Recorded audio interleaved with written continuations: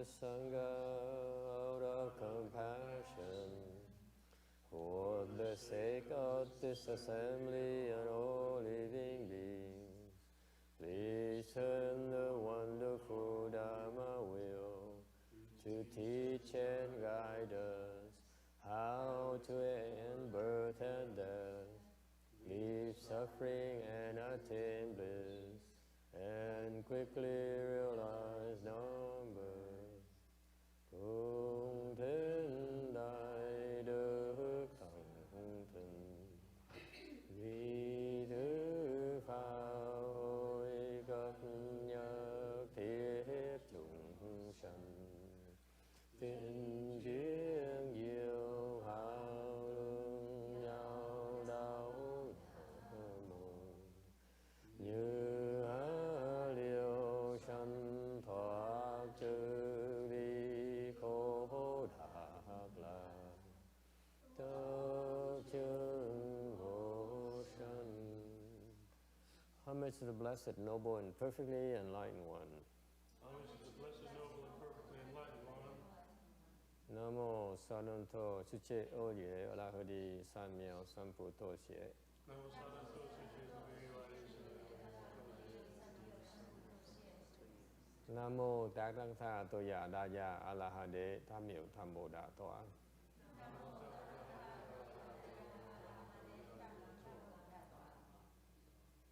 The unsurpassed, profound, subtle, and wonderful Dharma, the 100,000 million aeons is difficult to encounter. Now I am able to see and hear. I will receive and maintain it. I vow to fathom the thus come one true and actual principles. Wu shang sheng she wei miao fa bai jian wan jian an zao yu wo jin jian wan de shou shi yuan jie ru lai zheng shi yi. All Buddhas and Bodhisattvas, Venerable Shenhua, Venerable Left-Form people, and all good no advisors, Amitofo. Chư Phật Bồ Tát, Sư Phụ Sang Rần, Cơ Quê Chu Cha Rần, Cơ Quê Sang Chư Sư, Amitofo.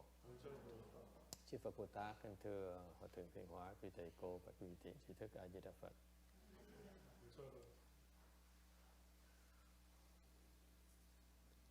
Today is the 5th of March. 2017. We are in Rosemead, California, a Lu Mountain Temple, to continue discussing the Heart Sutra.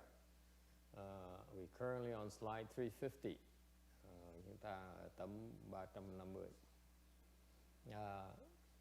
You realize that we're only one of the few temples in the United States that lectures on Mahayana Sutras every weekend. Quý vị biết cái chùa ta là một trong những chùa duy nhất mà trong cái xứ Mỹ này mà mỗi tuần đề giảng kinh về kinh và giảng về kinh Đại thừa. And it's a really I'm very grateful they all show up. Weekend after weekend. Thầy xin cảm ơn quý vị đã cuối tuần tới tham dự cái lời giảng kinh này. Because it's very important. What you're doing is you're allowing us a chance to elaborate on the Mahayana Sutras for yourself as well as for others, other living beings. Thầy cảm ơn quý vị đã cho chúng tôi cơ hội để giảng kinh cho quý vị nghe, cho không phải riêng quý vị không mà cho tất cả chúng sanh. And also for myself as well, because sometimes I explain sutras, I don't know where it comes from. Chính cá nhân thầy còn học hỏi rất là nhiều, tại vì nhiều khi giảng kinh không biết bỗng nhiên mở miệng nói không biết từ đâu tới nữa. Honestly, you know, most of my lecture actually is unprepared. Tại phần lớn những cái lời giảng của thầy, giảng kinh thầy toàn là không sửa soạn hết. Because you usually see every week we lucky we make it more than one or two up to 5 slides. Mỗi tuần là mình giảng cao lắm được 1 tấm với tới 5 tấm thôi.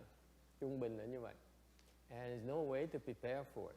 Không cách nào mà giảng, không cách nào mà chuẩn bị được như vậy hết. It's just somehow it comes from somewhere. Không biết từ đâu tới, thành thực nói cái gì. So I'm amazed at myself. Tại như khi mình giảng, thầy không biết mình đang giảng gì luôn nữa. That's why every time as you see me put my hands together, I have to pray, oh Lord, please don't make me make any mistakes, because otherwise I fall to the hells. Thành khi mà quý vị thấy chắp tay, thầy chắp tay mà khẩn cầu như vậy là cầu Phật Bồ Tát hãy giúp thầy đừng nói trật một cái đọa địa ngục. Okay, it's a very precarious thing. You know why most monks and nuns don't lecture in sutras anymore? It's because we make a mistake, we fall. Every single time we make a mistake, we fall. Cái lý do quý vị biết mấy thầy mấy cô không có giảng kinh nữa là tại vì chúng tôi biết rằng thứ nhất là nhiều khi không hiểu cái kinh, cái gì mà hiểu sợ nhất là nguy hiểm nhất mà giảng trật một cái là đọa địa ngục. Okay, đọa. There's no two ways about it. We explain sutras wrong, we fall to a lower realm. Cái đó là đã chứng minh từ cái lịch sử của Phật giáo rồi. Những thầy mấy cô mà giảng kinh trật đều đọa hết. Okay, so that's why fewer and fewer monks and nuns are willing to explain sutras. Nên ít người thầy cô là không giảng kinh nữa. So in the United States, I can think of only a few way places that explain Mahayana sutras, and the lecturers are competent enough to convey Mahayana meanings. Mà có một thời bời trên cái xứ Mỹ nó có một vài đạo tràng thôi mà có thể giảng kinh Đại Thừa được, mà giảng kinh mà theo cái chân lý của Đức Phật dạy. Okay, and it used to be the case only my master Sri Hoa was able to do that in this country for around 50 years.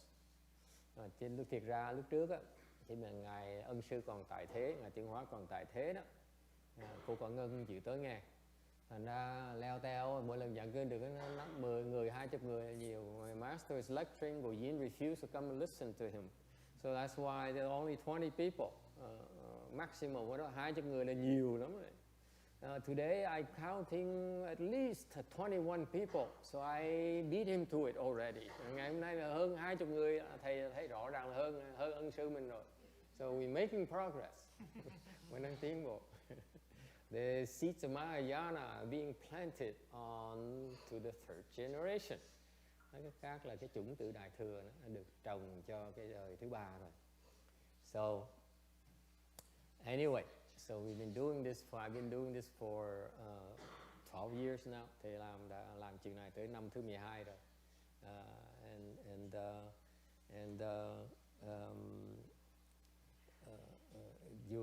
Your questions get better and better.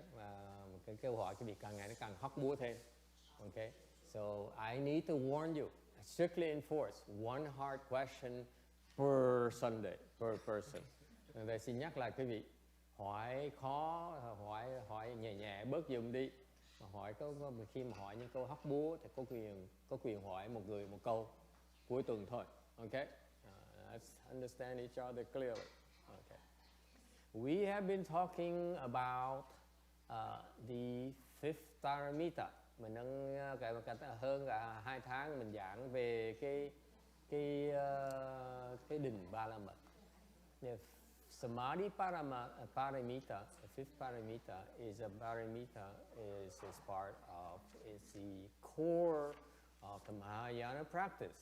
Cái đỉnh Ba La Mật là một những cái nền tảng của cái phương pháp tu hành Mạnh Đàn Thừa chúng ta. Okay, and all the Mahayana practices eventually funnel towards the Samadhi paramita. Tất cả những cái pháp Đại Thừa từ nó đẩy tới để quý vị tới vào để thực hành được cái đỉnh Ba La Mật. Okay, and the paramita is your ability to enter this Samadhi. Thành cái Ba La Mật, đỉnh Ba La Mật này là cái giúp quý vị trồng cái chủng tử và phát triển cái khả năng để mà nhập cái định gì? The Buddha's Samadhi, cái đỉnh của Đức Phật. Any questions about that? So the fact we've been lecturing about this and people listen to these lectures, and mình đã nói giảng kinh về cái phần này, những người nghe kinh, người đọc kinh này, tới cái phần này, they're actually planting the seeds to in the future, they themselves are able to enter the Buddha's Samadhi. Thành những cái người nghe kinh này, cái phần này, trong tương lai đó. Cảm ơn cô. Thank you very much. Thì trong tương lai quý vị sẽ có thể nhập được cái định của Đức Phật này. Okay? No two ways about it. You will be able to enter the Buddha's Samadhi.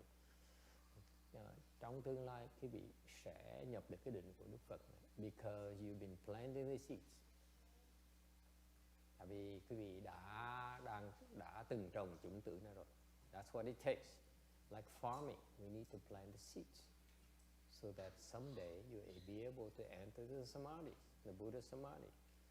Thành ra khi phải hiểu như vậy, tu hành nó không khác gì cái trồng trọt đấy, mình phải trồng cái chủng tử nó thành cái cây được.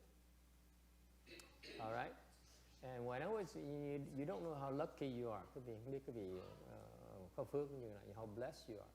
When I was learning Mahayana on my own because my master died and skipped town on me. Hồi đó thầy tu hành mà hồi đó ngài Hòa Thượng Tiên Hóa chết rồi bỏ thầy bơ vơ mình.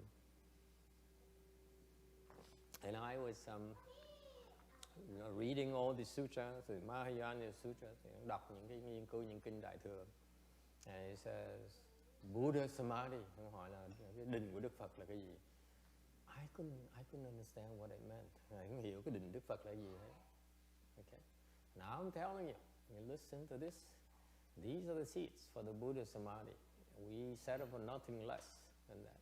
Tôi nói quý vị biết là chúng tôi giảng kinh này chứ quý vị là với mục tiêu không thể nào mà thấp hơn là giúp quý vị trồng chủng tử để mà đạt cái định của Đức Phật.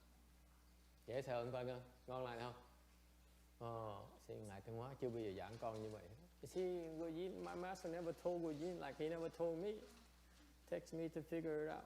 Bây giờ thầy tới cái thế hệ thứ hai thầy phải suy nghĩ ra mới hiểu ra thế là cái định là như vậy. Okay? All right.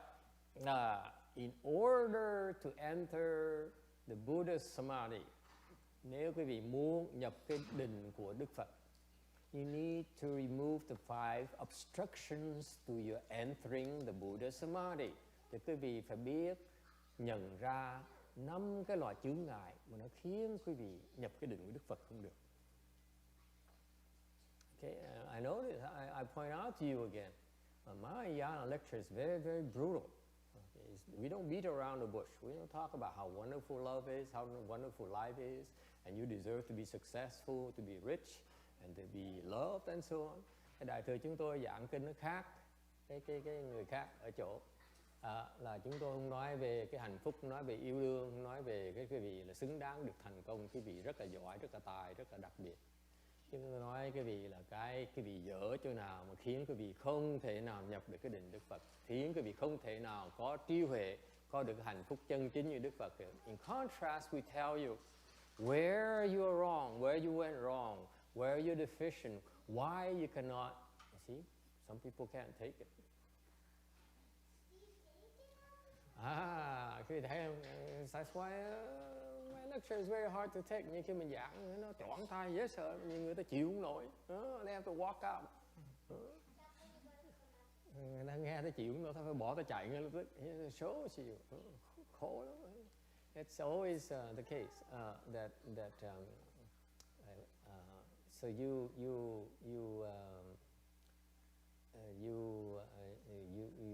what is you doing wrong? That's why you cannot enter the Buddha Samadhi. Thầy nói cái khác là cái dạng kinh Đại thừa nó rất là trắng trợn. Là quý vị đã có cái định của Phật rồi, tại sao mà không biết cách làm cái gì sai lầm để không nhập được cái định đó? Why is that? You have the Buddha Samadhi already, and yet you can't enter it because of these 5 obstructions. Tại vì quý vị bị kẹt lắm. New edition. Hallelujah. So we have these obstructions. That is why that You are so wonderful, you deserve to be happy, you deserve to be successful. And yet, you aren't able to be successful because you don't know that these five obstructions are impeding your realizing your ultimate happiness, your ultimate success. Nên quý vị thấy, vì cái Đức Phật dạy rất là chính xác, là vì có những cái sự sai lầm này, như vì làm cái lỗi lầm này khiến quý vị không thể nào nhập được cái định của Đức Phật để thấy được cái hạnh phúc chân thật, để thấy được cái sự thành công lớn lao không thể tưởng tượng. I assure you, once you're able to enter the Buddha Samadhi, this is one of the biggest success in life. More so than anything else I can think of. Okay? Nó lớn không thể tưởng tượng được. Okay? And once you have this, you're no longer jealous for other people's success. Một khi quý vị được cái sự thành công lớn lao này, quý vị nhìn những thành công khác giống như chuyện nhỏ nhen, không gì xứng đáng là phải ganh tị người ta làm cái gì. All right, going back to, so what are the five obstructions? What are these five things you should guard against because it makes you a lesser woman, a lesser man? Tại vì quý vị phải để ý 5 cái loài cản chướng ngại nó khiến quý vị là mất cái phẩm giá của mình đi. Okay? What are these five? 5 cái loại gì? Okay? Number 1. Greed, lòng tham. Yes? Greed. To be greedy makes you a lesser person. Tham lam là khiến chúng ta mất cái phẩm giá của mình. It's an impediment to your entering the Buddha Samadhi, the Buddha state. Thành ra cái vị mà có cái lòng tham, nuôi dưỡng lòng tham trong mình, trong cái thân mình, thì cái vị đánh mất cái phẩm giá, khiến cái vị không thể nào giữ cái phẩm giá của cái Phật tính của cái vị. So far so good. Greed. There's nothing great about greed. Okay? Any problems? Có ai có vấn đề gì không? Tham lam là tai hại. Any kind of greed. Okay. Thinking of greed, I feel so bad. I'm still regretting it. Anyway, I'll tell you that later. I feel so bad. Yesterday, ngày hôm qua, tiếc dễ sợ. I almost got a statue much better than this. Ngày hôm qua suýt được cái tượng to này. Also one yin statue. Made of precious wood. Ngày hôm qua thấy cái tượng Phật Quan Gâm như vậy đó, to gấp đôi, gần gấp đôi luôn, mà làm bằng gỗ quý, antique, tượng xưa. Mấy cái tượng xưa là tượng quý lắm thưa quý vị.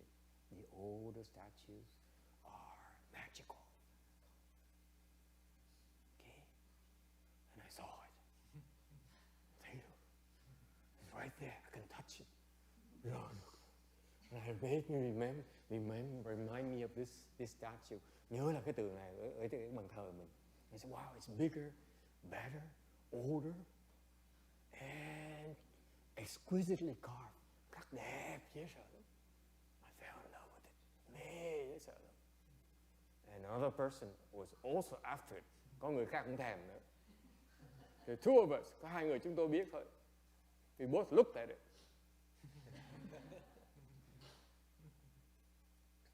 And I said, what can I do to get rid of her so that I can get my statue? Tâm thầy nó khởi lên biết. Mình phải cần làm cái gì để mà đuổi con nhỏ nó đi để mình lấy được cái tượng này.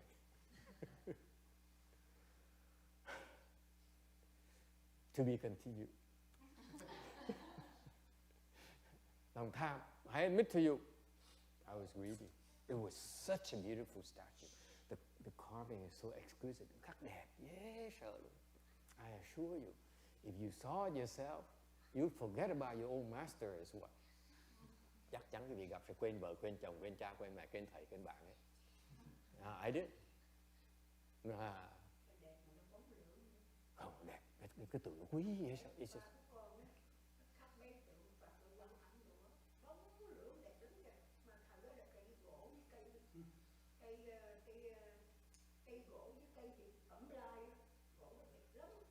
còn quý hơn gỗ cẩm lai nữa không? Cái đó là trấn xăng.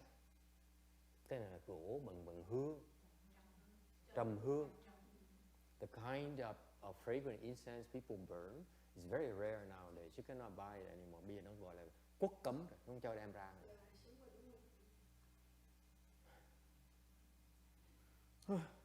Oh well, let me recompose myself. I have to lecture. Ngày nay phải quên cái chuyện này. So I tell you, greed is beneath us. Cái lòng tham mất cái phẩm giá của mình. Okay? Personal experience, that's all. So, thầy nói cái vị thấy, I'm ashamed of myself. Có nhiều nỗi lòng tham. I did become greedy. So I bought it, I hid. Thành là mua, xong rồi giấu, nó không cho cái vị biết cái xấu của mình. See, so that's why I had to buy it, and then I hid it. So that no one knows. Only me can see. Okay? Oh, well. I don't feel good about it. Hổ thẹn dễ sợ. So going back, one demeaning behavior is greed. Thành nhắc cái gì lại? Cái lòng tham là nó tai hại dễ sợ. What's number 2? Anyone remember? Ai có nhớ không? Thứ hai là cái gì nhớ không? Cô Thư Hương nhớ không? Anger, malevolence. Sân hận. Có nghe? Sân hận là mất cái giá trị của người của mình. If you let yourself become angry, you degrade yourself. Để mà chỉ nổi giận lên đó, là con người mình mất cái phẩm giá của mình.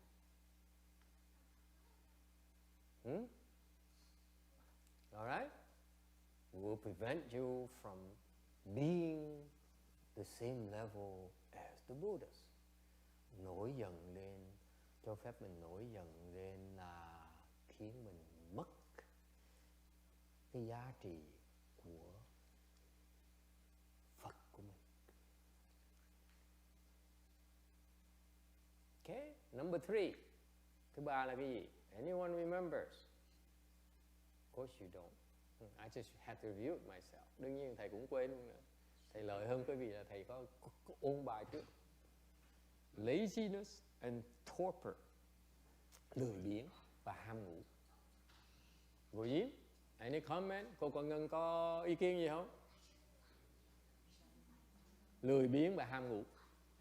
If you lazy and you sleep a lot, and you don't attend the evening, Saturday evening mantra session, vì ham ngủ, vì lười biếng mà không tới tham dự cái khóa tu mật tông của tối thứ Bảy, you degrade yourself. You stop yourself from entering Samadhi. Sẽ khiến quý vị mất cơ hội mà nhập định của Phật. Alright? It prevents you from entering the Buddha state. Khiến quý vị mất cơ hội để mình nhập cái cảnh giới của Đức Phật. Okay? What's number 4? Thứ tư là gì? Regret. Very good. Excitement and regret. Thứ tư là sung sướng kích thích, hít và luyến tiếc. My God, they have such a nice statue. Mua được cái tượng mừng quá. That is no good either. You got this beautiful one-year statue and you're so happy. You say, hey mom, look. That's no good. You stop yourself from entering the Buddha Samadhi. Okay? So that's why you got a son.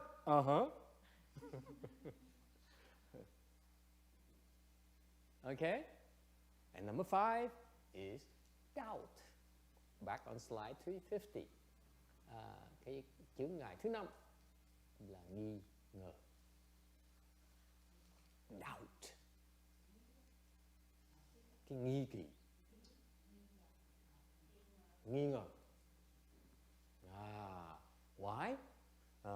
Because doubt, believe it or not, covers our mind. Tại vì cái nghi kỳ, nghi ngờ này đó, nó che lấp cái tâm của mình. Okay? And it prevents us from focusing on dwelling on the good thoughts, và khiến quý vị nó không thể dựa cái tâm vào trong những cái thiền pháp. You cannot think of good things. Khó mà nghĩ tới những cái tư tưởng tốt.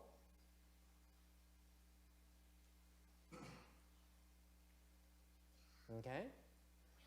And when you have doubt, you cannot concentrate. Quý vị mà nghi ngờ, quý vị không thể nào được chú tâm được. Why is it? Why is it when you have doubt you cannot concentrate? Tại sao quý vị mà khi mà nghi ngờ khó mà chú tâm? Tại sao vậy? Why is it? Anyone knows?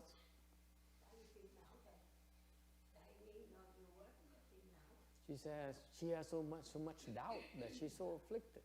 Cô nói tôi nghi ngờ, trong cuộc đời tôi càng nghi ngờ bấy nhiêu thì càng phiền não bấy nhiêu. What else? Lý do nào khác? He looks just like you. I mean, it's just like, you know, is it your son, right? I think so, yeah. Some family semblance. Nhìn đứa con giống như cái ổng đúc vậy. Cũng phình. Muốn gì? Yes. You have doubt, you cannot enter Samadhi. Nghi ngờ không thể nào nhập định. Why is that? Yes, Francis. Too many thoughts. Yes, đúng, nhiều tư tưởng. Yes, what else? What else? You see, you know, it's funny thing that I teach chant classes Saturday morning. Quý vị biết không? Thầy dạy lớp thiền sáng thứ Bảy. And people sit and meditate. Người ta ngồi thiền for an hour, and then we give lectures for an hour, xong nói pháp 1 tiếng đồng hồ. Okay? And a few of them are not used to it. Một số người ta không quen. They sit for an hour and they get up and they leave. Họ ngồi 1 tiếng xong họ đứng dậy bỏ đi. Okay? Họ đi về, họ đi làm chuyện khác. And you know, you can tell these people are very serious about their meditation. Những người đó là những người rất là thích thiền, rất là chú trọng, rất là nghĩ thiền rất là quan trọng. And yet, they don't know how to enter Samadhi. Mặc dù như vậy họ không biết làm sao mà nhập định được. They don't know how to enter the Buddha's Samadhi. Họ không biết làm sao nhập được cái định của Đức Phật. Because it takes instruction. Phải có người dạy mới biết được chứ. And that's what the instructions talks about. Bởi vì lời giảng cho quý vị biết như vậy.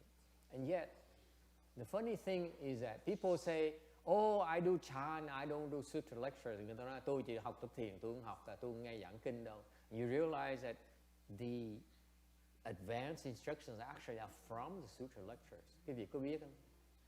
Những cái lời giảng mà thâm sâu nhất về những cái pháp đó là từ trong những cái lời giảng kinh mà ra. Okay? And for example, what we uncovering for you about the process of cultivation, how to do chant, how to recite Buddha's name, actually the advanced dharmas, the advanced methods actually covered in the sutra lectures. Quý vị biết không? Thành ra thiệt ra những cái đại pháp á, nó được tiết lộ qua những cái lời giảng của kinh. Okay? And it's funny that few monks and nuns lecture in sutras anymore. Nên quý vị thấy không? Nó tiếc dễ sợ. Không có thầy cô nào không giảng kinh nữa. Hết rồi, không giảng. We don't make money. Không có làm ra tiền được. So it's not beneficial to the temple to lecture in sutras because no one listens to it. Number two, no one understands it. And number three, no one is impressed by it. Khổ lắm, giảng kinh nó không có lời hết, tại vì không ai thích, không ai muốn nghe, không ai hiểu, mà cũng ai thấy có lợi ích gì cả. Okay? All right. So why is that you are not able to enter Samadhi when you have doubt? Tại sao quý vị khi mà có cái nghi kỳ đó, là quý vị khó mà nhập định đó. Tại sao như vậy? Let me tell you why. Because of course you don't. Đương nhiên quý vị cũng hiểu rồi, cũng biết rồi. Okay. It turns out that doubt is at the deepest level of your thoughts. one of the deepest level of your thoughts is actually doubt. Quý vị biết không? Những cái tư tưởng quý vị đó, vọng tưởng quý vị nó có nhiều tầng lớp. Your thoughts have many layers. Okay? Many levels. Nó có nhiều cái tầng lớp khác nhau lắm. And doubt is one of the deepest. Và cái nghi ngờ, cái nghi kỳ là một trong những cái tư tưởng mà nó thầm kín nhất. It's deepest. One of the deepest in your psyche. Any questions about that? So we talk about greed, we talk about anger. Those are easy to see. Doubt is something that is so deep down there, it's very hard to see. Khi mà nói về cái tham, cái sân, thì quý vị thấy cái đó là nó còn dễ thấy, tại nó bộc ra lẹ. Còn cái nghi ngờ, nghi kỳ đó, nó rất là kín. Mà nó toàn là du kích không. And it's so deep down there. So what it does is it does like surprise attack, commando attack, and then they disappear. Nó thọt, nó đánh người xong rút luôn. It's like a jab, you know. And that's enough to take you out of your concentration. Chỉ cần nó chích. What happened to Kim? It's just like you sitting here, and then Kim, our acupuncturist, comes over and take a needle and you can't enter Samadhi. Nhưng mà ngồi cả ngày ngon lành, sắp nhập định tới nơi rồi, cô Kim mới chạy ngay. Cô Kim mà dùng cái kim của cổ. It's a Vietnamese play of words. Yeah. Kim is the name. Is a proper name, also the name of the needle. So I take Kim the needle you. Basically, so the Vietnamese like it. So you sit there and Kim comes around and says, "Tick," okay, and that's it. That's what doubt does to you. Quý vị biết không? Cái tư tưởng nó nghi kỳ nó như vậy đó. You're about to enter Samadhi, and yet the doubt says, "No, that's not possible." Sắp nhập định tới nơi rồi, bỗng nhiên cái tư tưởng tầm kiến cuối cùng quý vị thường nó nhảy ra. Không thể nó có nghi ngờ. Maybe he's wrong. Maybe, you know, I'm on the wrong path. Chắc thầy dạy sai rồi. How could he know? Huh? He could be wrong. Sắp nhập định tới nơi nói, sao mà ông thầy nó không biết được? Okay? Lỡ ông sai sao? Okay? Là doubt. Doubting what? So what is its doubt that's very harmful? Cái nghi ngờ mà tai hại là gì? Có biết nghi ngờ cái gì không? The most devastating, the most dangerous doubt is cái nghi ngờ mà nguy hiểm nhất là nghi ngờ gì? You know it already. Yes, ma'am. Doubting your son. Yes. Oh, yeah, that's all. Nghi ngờ ông thầy của mình, nghi ngờ thiền tri thức.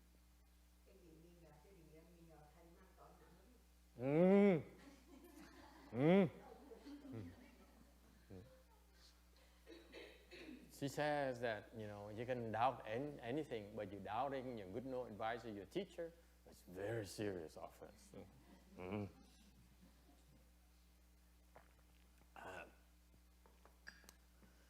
Okay, and it is so dangerous because tại sao nó nguy hiểm? Why is it so dangerous? Why is it so detrimental to your practice? Tại sao nó nguy hiểm? Beyond just entering Samadhi, nó nguy hiểm hơn là chỉ nhập định không. If you doubt your teacher, your wise teacher, he cannot help you overcome your doubt, your stupidity. Tại vì quý vị nghi ngờ ông thầy quý vị không thể nào giúp quý vị vượt qua nổi cái màn vô minh của quý vị. Remember, you have this cloud, this veil of ignorance in front of you. Trước mắt quý vị nó có cái màn vô minh nó che lại. You cannot see the way clearly. Thấy đường không rõ. Your good advisor sees it. So he instructs you to what to do to pierce through it, and yet you doubt it. Và ông thầy ông dạy quý vị cái phương pháp, chỉ quý vị cái cách để mà thọc lũng cái màn vô minh này mà quý vị không có tin, sao thọc được? So you always cover it by this veil ignorance. Thành ra cái vô minh hoài. Okay. What's the nature of ignorance? Tại sao gọi là vô minh? Because you cannot see it yourself. Cái vô minh là tại vì quý vị không thể nào thấy được, tự mình thấy được. You cannot recognize it. Không thể nào nhận thức nó được. Okay? That's why you tend to doubt the instructions because you don't understand it. Thành ra cái nghi kỵ nó rất là thông thường. Tại vì ông thầy cái vị chỉ cách làm mà quý vị không thấy, không hiểu tại sao. You don't understand why. Why do you have to do? It goes against your logic, your understanding. Nó đi ngược lại cái sự hiểu biết của quý vị. That's why you call ignorance. You ignorant because your understanding is confused and yet you think it's right. Cái vô minh nó nguy hiểm tại vì cái vị nghĩ là mình đúng mà thiệt ra mình sai mà không biết. That's why doubt is devastating, very detrimental to the entering this Buddha state, the Buddha Samadhi, the Buddha's concentration. Thành ra cái nghi ngờ nó rất là tai hại, nó cản trở cái vị nhập cái định của Đức Phật. Okay? Question. Cô Quảng Ngân. Cô Yin has a question. See, she disappeared. She doubted, lectures' usefulness for at least 2 months. Cô Quảng Ngân, cô nghi ngờ cái sự lợi ích của những cái lời giảng kinh là 2 tháng rồi. Thành biến mất.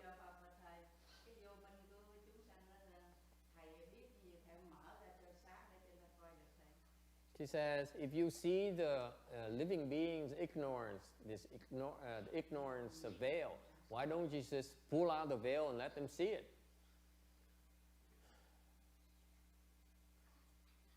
What a stupid question.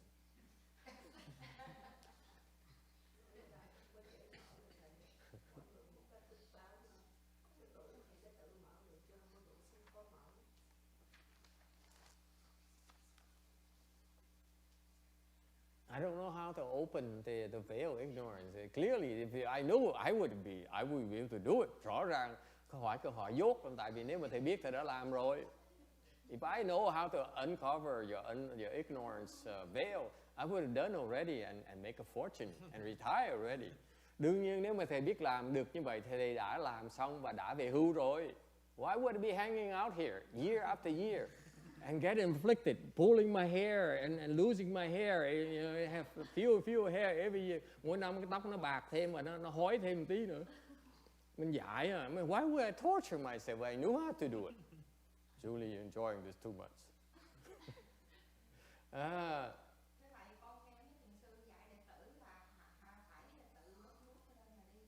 Hả?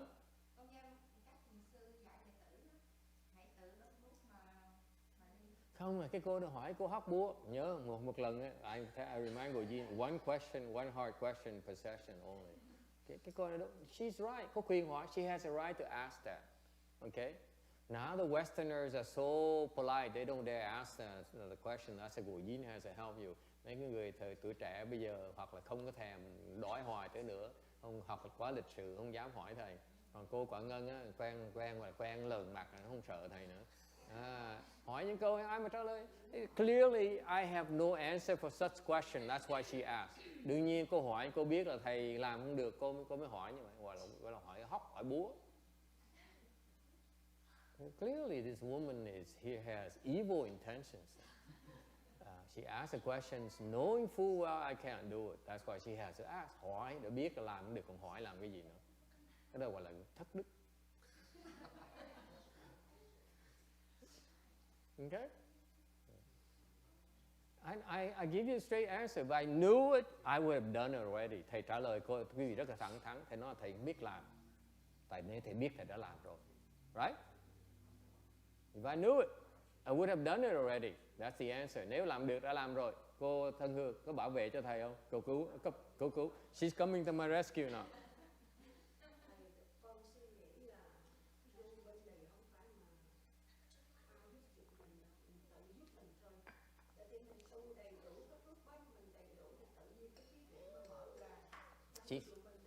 She says in her own belief, in her deepest beliefs, This veil ignorance here is not something that can be undone from outside. You have to do it yourself.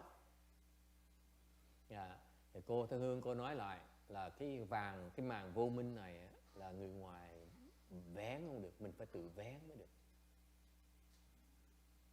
You buy that, Sarah? Cô Sarah đồng ý như vậy. Is one of my favorite Korean disciples, by the way. Đây là đệ tử cưng thứ nhì của thầy. That's number one, that's number two. Đó là số 1 bên kia, số nhì bên này. Yes. Go ahead. Yeah.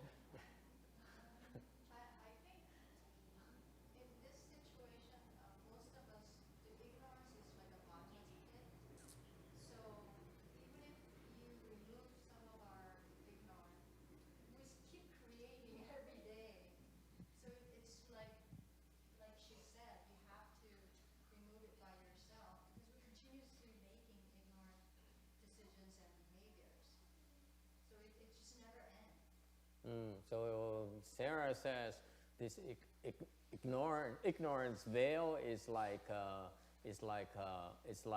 self-regenerating. You take one out, we ourselves generate another veil ourselves. Cô nói là cái màn vô minh này là mình tự tạo ra, không ai tạo ra hết. Thành đó, thầy có lấy một màn đi nữa thì quý vị tạo thêm cái màn mới. What happened? This is very, very good. This is a beautiful explanation. Thank you so much. I couldn't have come up with a better solution myself, better answer myself. Câu này rất là hay quá. I didn't think of it, by the way, like that way. It's very, very good. It's such an elegant way to explain it to ignorant and evil people. Cái đó là cách giảng nghĩa rất là hay cho những người mà ác, thất đức. Người ta hiểu được. Okay? Ignorance veil is like it's self-generating. Cái màn vô minh là mình tự tạo ra. It gets, you know, if you take one, if someone takes it away from you, you generate a new one. Thì con này là cái dạng tuyệt vời lắm. Là thầy lấy cái màn vô minh của con đi rồi, thì con tự tạo cái màn mới. Okay?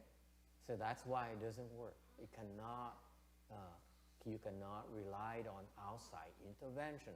Nói cách khác là quý vị muốn gỡ cái màn vô minh là phải tự mình gỡ lấy, không thể nào nhờ người ta được. You cannot depend on someone else. No one can do it for you but yourself. That is why the Buddha had to appear in the world. Bởi vậy Đức Phật mới xuất thế to teach us how to remove it ourselves and stop from generating new ones. And that's what cultivation is about. Thành cái tu hành như vậy đó, không ngoài đó là Đức Phật phải xuất thế để dạy chúng ta là nhận diện cái màn vô minh, tháo nó ra và ngừng tạo thêm cái màn vô minh mới. That's the only way to fix it. And you stop hurting yourself. Stop getting yourself in trouble. Stop clouding your mind. Mình phải tự học cái cách mà ngừng làm cái óc mình nó tối tăm. Any questions? Ai thắc mắc gì không? And you know, the funny thing is that of course it's hard. Of course, first of all, you doubt that's the case. Đương nhiên quý vị thấy nó khó khăn gì, nó đâu phải chuyện dễ làm nữa. Thứ nhất, ai cũng nghi ngờ hết, là không tin là mình có vào của mình. You doubt the fact, you doubt the teaching. You see that, oh my God, me ignorant? Are you kidding me? Hả? Đâu có tin mình là vô minh được. Right? You doubt the fact that it's possible to remove the veil ignorance. Thứ nhì là quý vị nghi ngờ có thể tháo được cái màn vô minh này. Huh? Right? That's what he said. My God, I have to go make money. I have to take care of my family. I take care of myself. Okay, that's more important than this nebulous, this abstract ignorance thing. Ai cũng nghĩ như vậy. Mình cuộc đời mình bận rộn, lo gia đình, lo con cái, lo sự nghiệp, lo cơ sở mình, lo so chắc cho ông thầy. Sao có thì giờ mình gỡ cái vàng của mình đâu biết cái vàng của mình là cái gì đâu. That's why it's very challenging to teach you about it. Huh? So doubt, you have layers upon layers of doubt. Thành cái tâm quý vị nó có từng hằng hà sa số những cái tầng lớp của cái nghi ngờ này, có thiệt là không, có lợi là không. You always ask, is this for real? Is this beneficial? Is it possible? Tôi nghĩ là vô minh là cái gì vậy? Ta nói hoài, đâu thấy vô minh là gì? Nó thiệt sẽ có lợi là không có lợi, có hại gì đâu, đâu có hại. Đời mới thấy rõ ràng. How can people successful, so-called successful people say, oh, this doubt is bad for me. I'm so successful. I'm so rich. I'm so comfortable. I'm so safe. What's so bad about it? Okay? Những cái người giàu có, người thành công, tôi thành công, tôi giàu có, tôi nổi tiếng, tôi có quyền thế. Thì cái vô minh là cái gì mà nó nói một cách vô duyên vậy? Okay? So that's why you have so many layers of doubt. Okay? Thành ra có nhiều cái lớp nghi kỳ đó. And ultimately, the most dangerous one is doubting your good knowing advisor, your wise teacher. Thành có nhiều cái tầng lớp nghi ngờ đó, nhưng mà cái nghi ngờ mà tai hại mà sâu nhất á, là cái nghi ngờ ông thầy.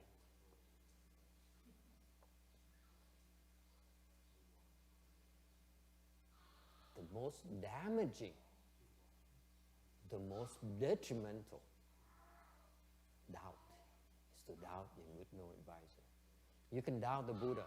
Quý vị có thể nghi ngờ ông Phật được, it's okay, you still safe. But if you doubt the good knowing advisor, you're in big trouble. Quý vị mà nghi ngờ Phật thì được, mà nghi ngờ ông thầy là chết. Okay? Questions, ma'am, on the back.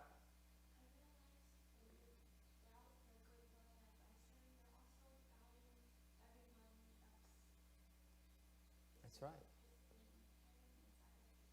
Mm-hmm. No, that's also part of the mental sickness. It's not just for normal people. Okay, that doubt that you're talking about actually pretty coarse. It's still very coarse. It's nothing yet. Cái người cô này cô nói, someone just said that she realizes doubting good advice is actually you doubt is actually reflects the doubt of everyone else. I said that's very coarse. It's true, but actually it's still a coarse level of doubt. Cô này cô nói với thầy, cô cảm nghĩ rằng cô nhận thức được rằng cái nghi ngờ ông thầy là thiệt ra mình nghi ngờ hết tất cả mọi người. Thầy nói, con nói đúng, nhưng điều cái đó là cái bệnh. Nó chưa phải là cái loại nghi ngờ mà thầm kín nhất. Chưa phải. Cái nghi ngờ cuối cùng quý vị trước khi mà thành Phật, trước khi mà giác ngộ là nghi ngờ ông thầy. In fact, just before you become enlightened, that doubt your teacher is what stops you ultimately, not what you're talking about. Cái cô nào nói cái nghi ngờ ông thầy đó là cái trình độ nó còn thô. Khi mà quý vị sắp giác ngộ rồi ấy, tới lúc sắp tới định nhập cái định của Phật rồi, nghi ngờ ông thầy mới khởi lên một cái là quý vị tiêu ngay lập tức. Just before you're about to enter the Buddha Samadhi, that's why this doubt arises. He says, nah, he's evil. He's a witch monk. Ông ngồi thiền thì tới sắp nhập được cái Phật định rồi. Nói rồi, rõ ràng ông thầy này là phù thủy. Ủa sáng nay con nghe cái bài pháp này hả? Oh, Chi Chang didn't listen to this morning's lecture. Okay. Ông thầy là phù thủy.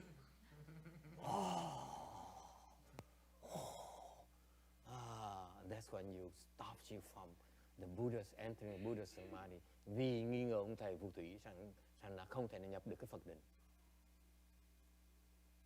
Okay? Any questions? All right, we're back on slide 350. You see how it has been almost an hour? We are almost done with first slide. Quý vị thấy không? Giảng pháp nó khổ như vậy đó. Mình cả tiếng đồng hồ, mình giảng một tấm sắp xong tới nơi rồi. Okay? And because you have no concentration, you get not much out of Buddha Dharma. Quý vị thấy Phật giáo mà tức cười lắm. Ít người thầy giảng cái vị nhiều. Very few people will teach you about Buddhism this way. Buddhism will teach you, oh, you have to be good, you have to precepts, you have to obey and respect Buddha, and you have to make offerings to monks. Those are good things. But no one tells you that you have to work on your concentration. Quý vị mấy hòa thượng thường tọa giảng quý vị phải tin Tam Bảo, hộ trì Tam Bảo, tụng kinh niệm Phật. Nhưng ai giảng quý vị phải nhập định. No one teaches you need to enter Samadhi. In order to learn Buddhism, you have to enter Samadhi. Không ai dạy quý vị đó, học hành tu học Phật pháp là phải nhập định.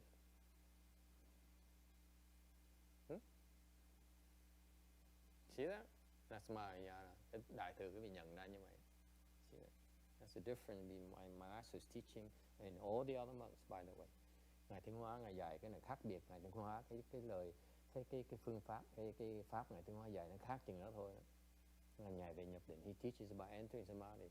None of the other teachers I heard so far spells it out like that. Không ai giảng như vậy. Dễ sợ.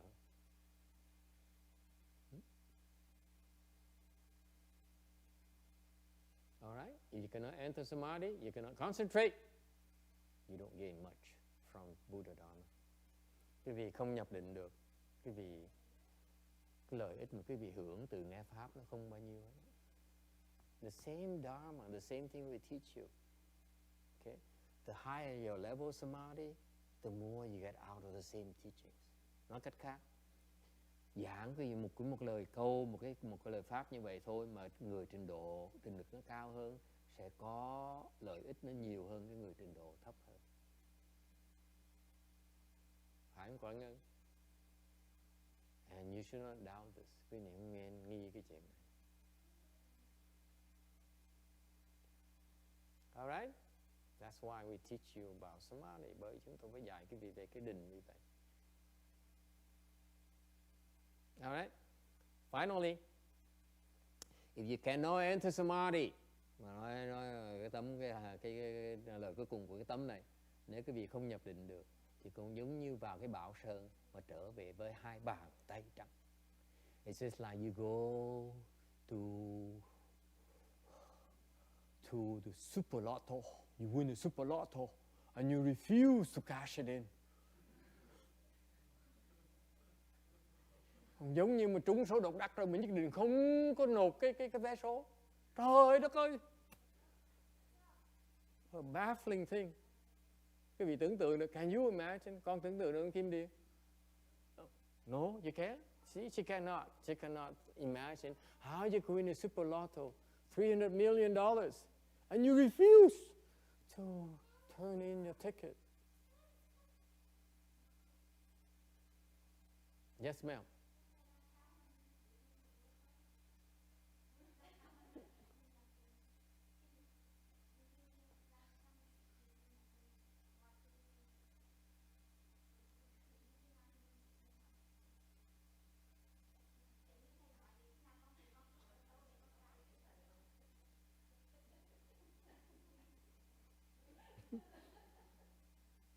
Back.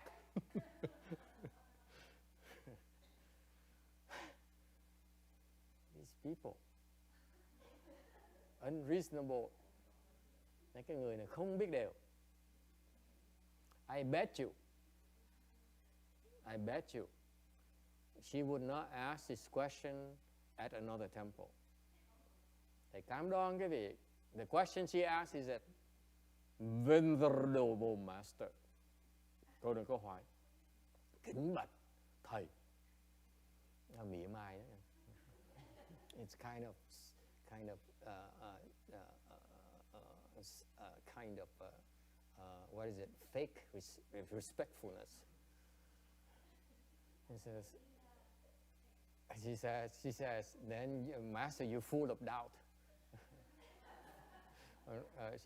Nói như thầy nghi ngờ. Of course, I doubt. It's okay to doubt students. Đương nhiên ông thầy có quyền nghi ngờ học trò. Okay.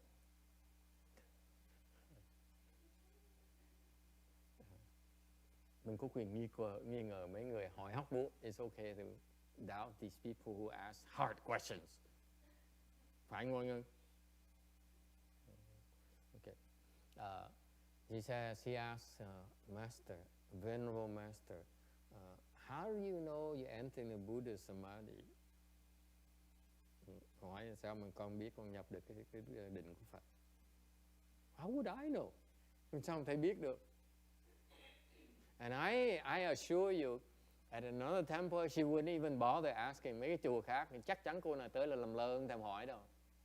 Có chùa này mới dám hỏi cốc lục của thầy. Only here she would choose to ask these type of hard questions. Cô Tăng Hương sẽ giúp thầy. Chín Xiang to my rescue. My faithful disciple. What? What?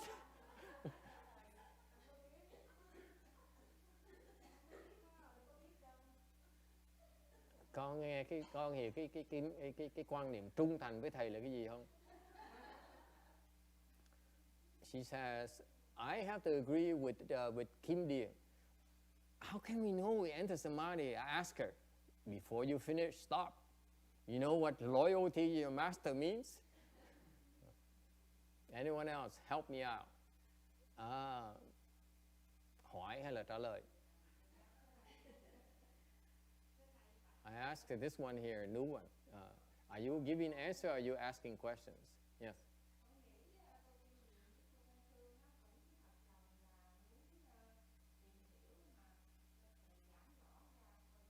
Clearly, ignorant people band together.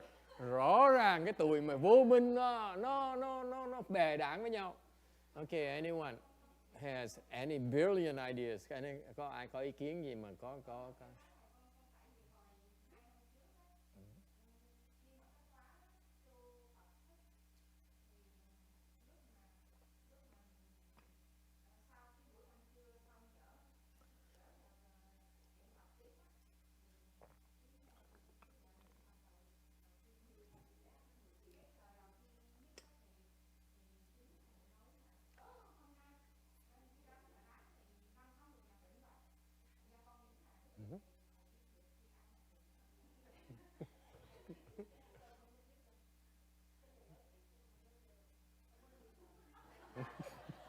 Too late. She says, I still believe in you. I said, Master says, too late, Jin Xiang. You are no longer number one. Mất cái chức số 1 rồi. Okay. Yes, Jared, you have any brilliant ideas? Oh, he's waving his girlfriend over.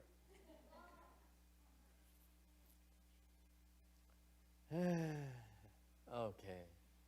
So she says that she remembers during the Chanchi, Fochi, Master says, oh, these 5 people these 5 poor, lowly people enter Samadhi already. So she believes that the Master can recognize it when you enter Samadhi. Cô này cô nói là trong cái Phật thất, thiền thất gì đó, ông thầy ông mở miệng bô mấy cái bà xóm nhà lá nhập định rồi. Tức là chắc là ông thầy chắc chắn nhận ra được định. Okay, it's called chó ngáp phải ruồi. I explained that it's basically a stroke of luck. There's no skills in it. Right, my Mexican princess? Huh? Look at her, how happy she looks. Look at that. Oh, how pretty. Trông dễ thương không? It's like a sigh, beautiful sigh in Master's. Almost as good as Master's almost new One Yin statue. Not to be One Yin statue. So how do you recognize your Buddha Samadhi? Làm sao mà nhận được cái câu hỏi, làm sao nhận được cái thiền của Phật bây giờ? Anyone? Ai trả lời được? This is a funny thing. Chuyện nó tức cười lắm. Okay, it will remain here. We will not tell others, right? Thầy nói cái này là cái gì giữ thôi nghe. Đừng có nói người ta nghe chưa?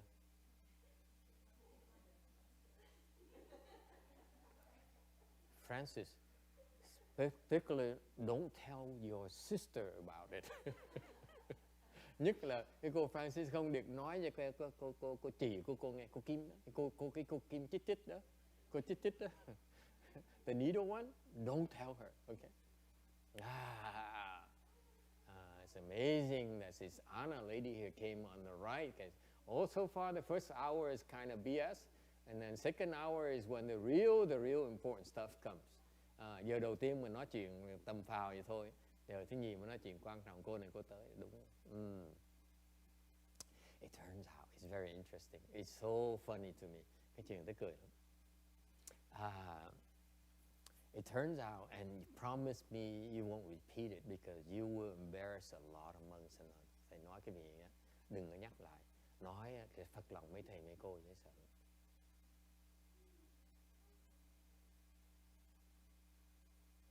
Okay? Promise? No. Promise? Whatever I say. Okay. Promise. Do not tell anyone. Don't repeat this. Okay? For two reasons. Number one, you embarrass the other monks, and number two, it's a paid session in the future. You separate these things into paying and non-paying. Anyway, it turns out, before you're able to enter the Buddha Samadhi, thiệt ra trước khi có thể nhập được cái Phật định đó, you cannot recognize it. Quý vị thấy nó được. You cannot what kind of Samadhi you are. Vì quý vị cũng thấy được cái định mình ở chỗ nào. Yes or no? I speak some experience. I don't know where I'm at. Thầy nói là rõ ràng thầy không biết. That's supposed to prove that you're not there yet. You have not entered the Buddha Samadhi yet. So far, so good. I'm giving you a trick now, just for you. Nói cái mèo này, quý vị biết thôi. Nghe không Cảnh? Con đừng nói ai nghe. Don't tell your son, please. Okay, Sabina, don't tell Lara Elena. Promise? Okay. Nor Sophia. Okay. Or your dad. She's laughing now. She's chuckling. Just between us, okay? It turns out that before, from zero to the Buddha Samadhi, you cannot tell where you are. Okay? Cho tới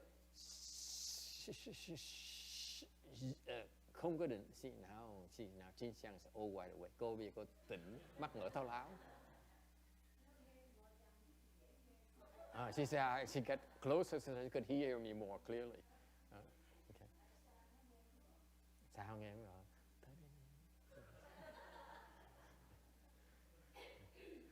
So what happened is that this is a trick that you can use to prove, to kind of gauge where you are. Cái này thầy nói cái gì cho quý vị biết cái bí mật của quốc phòng này để cho quý vị biết, so that you become humble, để quý vị khiêm tốn. Before you reach from zero to Buddha Samadhi, you cannot tell where you are. Từ không cho tới Phật định, quý vị không thấy nào, không biết được mình ở đâu hết. Yes or no? We all the same boat. Yes? Right? Can you tell where you are? Quý vị biết mình ở đâu? Sabina? No, right? We just sit there, look pretty and happy, but we don't know where we are. Right? Mình ngồi sung sướng, mình không biết mình ở đâu. So far, so good? You don't know where you are. Until, cho tới khi you reach the Buddha Samadhi, nhập cái Phật định. Then what happens? I'm answering Kim Điền question now. Thầy đang trả lời cái câu hỏi cô Kim Điền. You know you just enter the Buddha Samadhi. Biết mình nhập được Phật định. Isn't that cool? So the answer to her question is, you will know yourself when you get there. Lúc đó quý vị tới đó quý vị sẽ biết được. What proof do I have? Thầy có bằng cớ ở đâu? What proof do I have?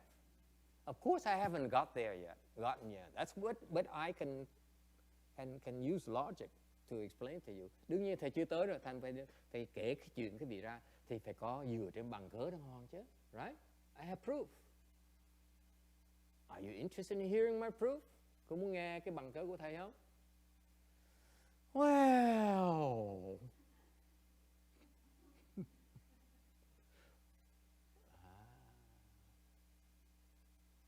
for those who are new today, It's called paying session. We take plastic. Chúng tôi nhận PayPal,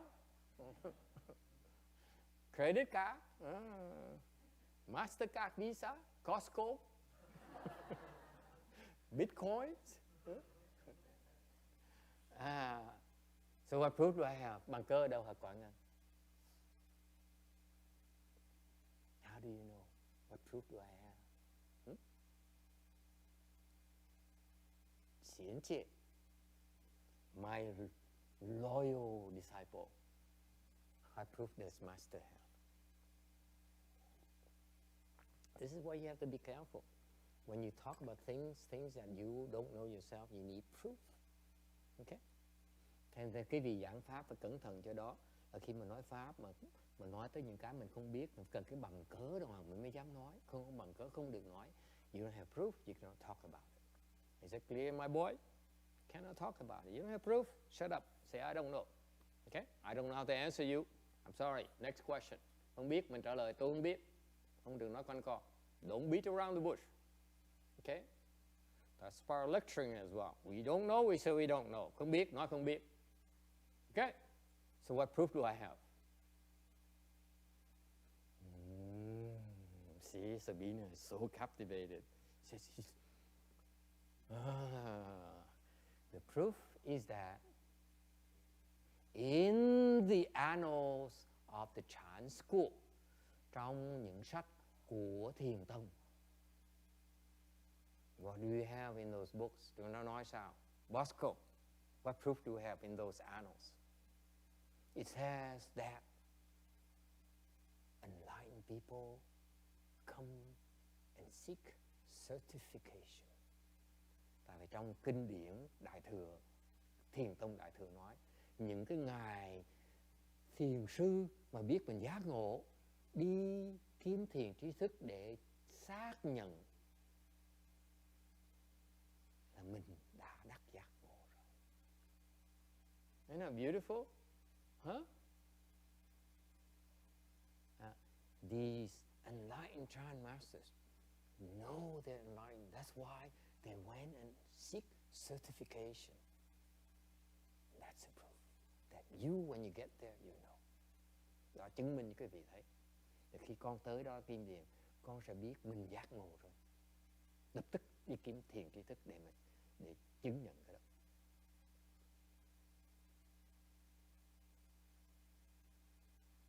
Impressive. Master smart, huh? Thấy thầy thông minh dễ sợ. Text? No impress? No, okay, thank you. So hard to impress these people. Khó mà làm, khó mà khiến người ta kháng phục mình lắm. So far, so good. So you know yourself. Answering your question. You don't know until you become enlightened. Because you ask the question, how do I know I become, I enter the Buddha Samadhi? I said, yes, you do know when you get there. And thầy trả lời câu thẳng, cái cốt lục cho cô trả lời biết. Thầy tin rằng là khi mà con nhập được cái Phật định, con sẽ biết ngay lập tức. Lúc đó con sẽ biết. That's my answer, my direct answer to her. When you enter your Samadhi, at the Buddha Samadhi level, you will know. At that time, you will know. Until then, you don't know. Trước đó, quý vị không biết được. Isn't that cool? So, why is it important that you know it? Tại sao nói quý vị nghe, quý vị biết cái chuyện này quan trọng? Why is that? Because you keep going until one day you say, oh, I got the Buddha Samadhi. Until then, don't stop. Nói cách khác, quý vị phải tiếp tục luyện hoài, tu hoài. Tại vì nếu mà chưa biết, có nghĩa mình chưa tới nè. Đừng có ngừng. Don't stop until you get there. Isn't cool? Huh? Yes, sir. From the internet? Okay. Internet, we don't answer internet questions without the proper PayPal donation. Yes, sir.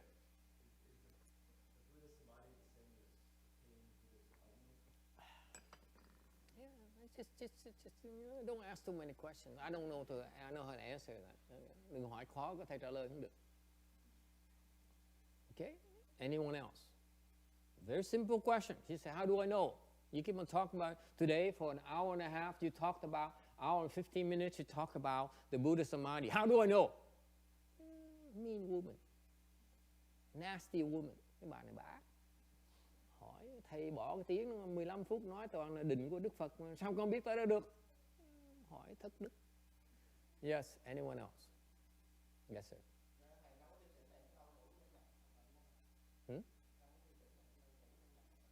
Không phải đủ những điều mình tu đúng đường á, lúc đó mình tới cứ đi cái đường lù lù tới đúng đường, tới mình nhập được một cái là biết rồi.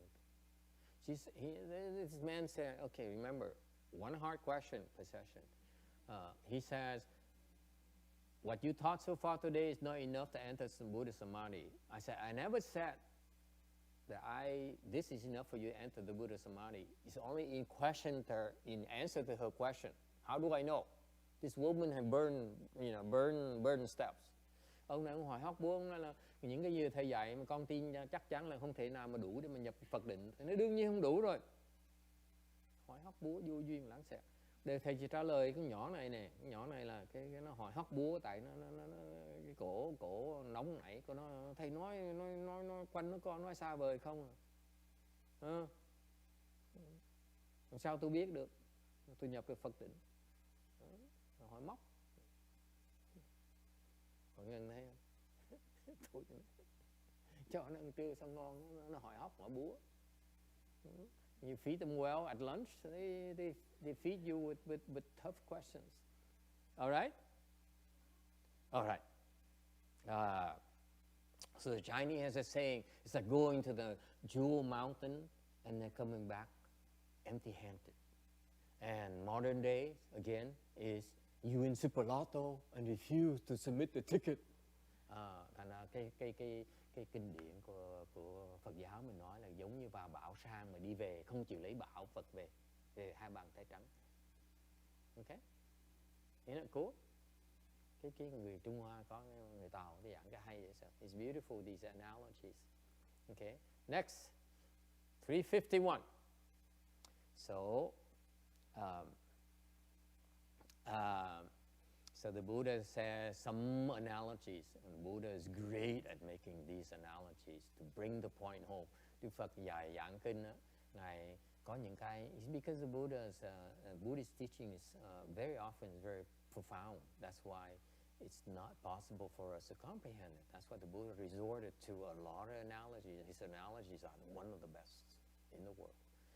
Đức Phật dạy giảng kinh, giảng pháp, người ta không hiểu được. Thành Chúa muốn dùng những cái ví dụ, mà ví dụ Đức Phật cho nó tuyệt vời, hay vậy sao? It's like a person at a crossroad who hesitate, and therefore you can't make up your mind, you stuck, you go nowhere. Dạ, cái người tới cái ngã ba đường, mà nó tôi maybe let me do again. Cái ngã ba đường mà không, mà do dự hoài không dám đi phải nào hết đó. Okay. Because you have doubt, you don't seek to free yourself and acquire real knowledge, real wisdom. Vì cái lòng nghi ngờ thành cái vị từ chặn mình lại, không chịu đi tìm hiểu cái sự thật. Because of doubt is the reflection of your ignorance, and it's the worst of all evils, by the way. Vì cái lòng nghi ngờ đó là nó khởi lên từ cái vô minh của quý vị, và đó là cái ác nhất. See? Worst of evil. Cái nghi ngờ này nó tệ hại dễ sợ, nó tệ hơn tất cả những tàn ác thế gian này. Demons are not as evil as your own doubt. Nói cách khác là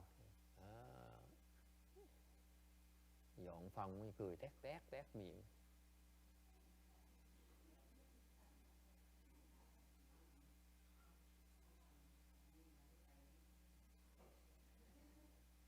I cringe when I see a happy old woman.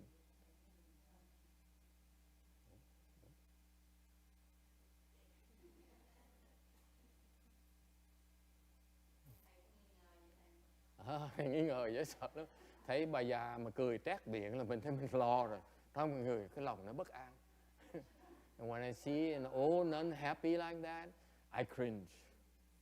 What's she up to now?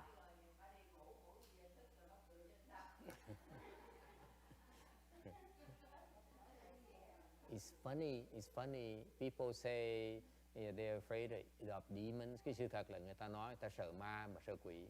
Mà Đức Phật nói cái lòng nghi kỵ nó còn nguy hiểm là con ma, con quỷ nữa.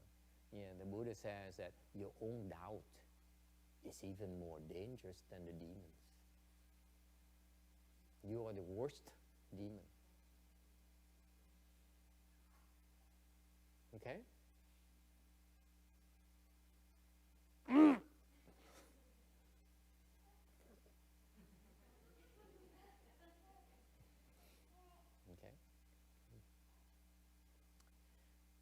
And remember, I told you from 0 to Buddha Samadhi. I'm not talking about after, okay? That's a different session, by the way. Nhớ quý vị, đừng do not listen to the lecture and say, oh, I know it all. Đừng nói, the lecture is very precise. Thầy giảng quý vị rất là chính xác, okay? Don't extrapolate. Đừng có thổi phồng ra là quý vị chết ngắt, okay? You extrapolate, you'll be in trouble. I assure you. Buddha Dharma is very precise. Cái Phật Pháp nó chính xác dễ sợ. Yes, there's a question somewhere. No question? We said we're okay? Ai cũng vui vẻ? Yes? Okay.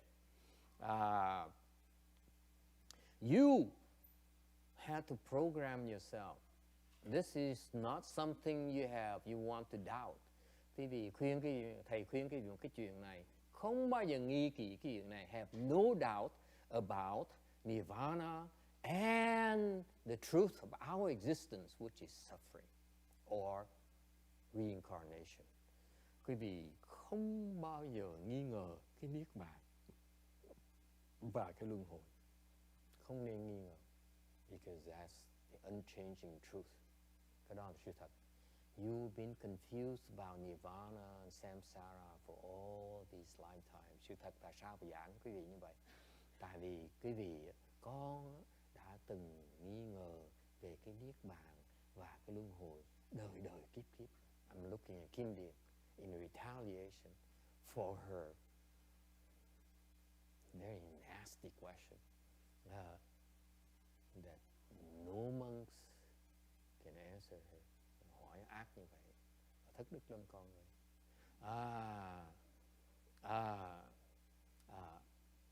Is the reason you still here is because you doubted nirvana and reincarnation. Lý do quý vị còn ở tại đây đó, okay, là tại vì quý vị nghi ngờ cái niết bàn và cái luân hồi. It's very deep inside of you. Quý vị nghi ngờ chuyện này dễ sợ. Vì vậy quý vị còn ở đây. That's why you still here. That's why the Buddha says, Nagarjuna Bodhisattva says, do not doubt nirvana and reincarnation will. Thành Đức Ngài Long Thọ Bồ Tát mới dạy quý vị rằng là không nên nghi ngờ niết bàn, không nên nghi ngờ cái luân hồi này. The proof is that look at yourself. You still here. Quý vị vẫn còn ở đây. And asking master nasty questions. Và hỏi những câu hóc búa với ông thầy.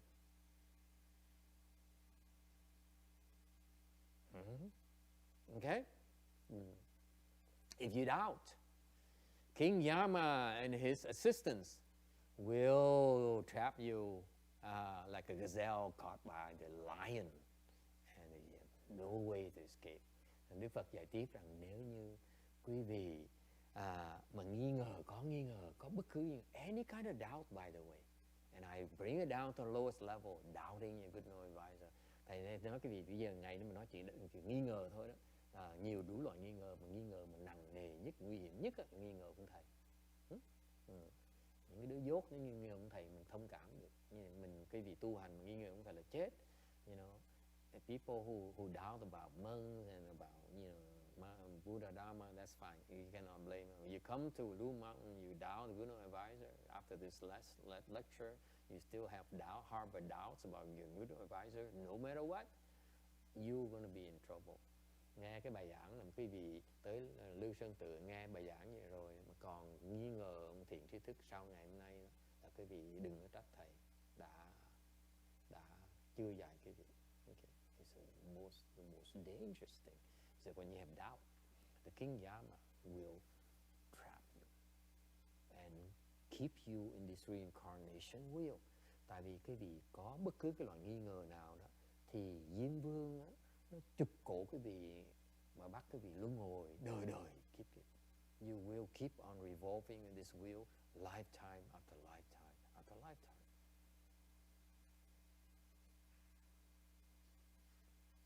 Remember that Sabina. Look at Sabina. She's the only one of all my adorable 5 young followers who pays attention to the lecture.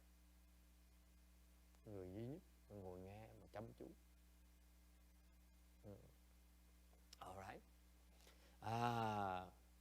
So it's important to remember to cultivate. Okay, quý vị phải nhớ, phải biết tu.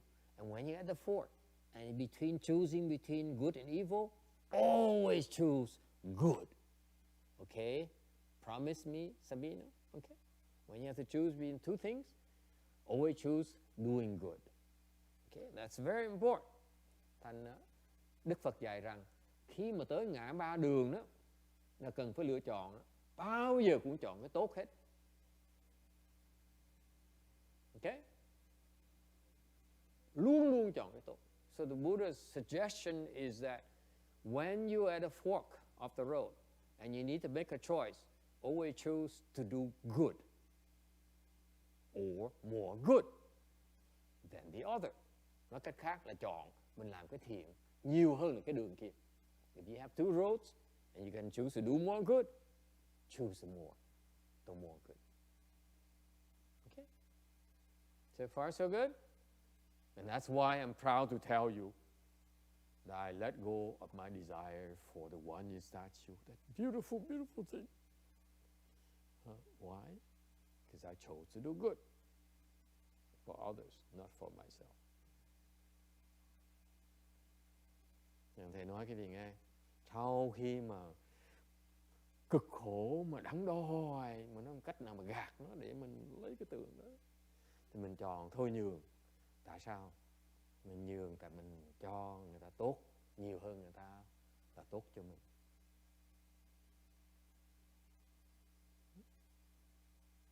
At the fork of the road, always choose to do more good. Tới lúc mà cần lựa chọn làm tốt nhiều hơn nữa. So far so good? And I assure you, you see that Guanyin statue? Oh, you say, oh Master, you're so stupid. Mà phải cảm ơn quý vị thấy cái tượng của ông đó, quý vị sẽ nói, ông thầy khùng sao mà bỏ nó được? Mình là người theo đạo Phật mà bỏ cái tượng của ông nó được? Thầy dốt. Okay, 352. 352. So in summary, nói tóm lại, in order to enter the Buddha Samadhi, quý vị muốn nhập cái định của Đức Phật, okay, you need to remove the 5 obstacles, phải trừ 5 cái loại chướng ngại này. And if you do that, you will escape from all your creditors. Quý vị mà bỏ được 5 cái loại chướng ngại này á, okay, quý vị là trốn nợ được. Okay?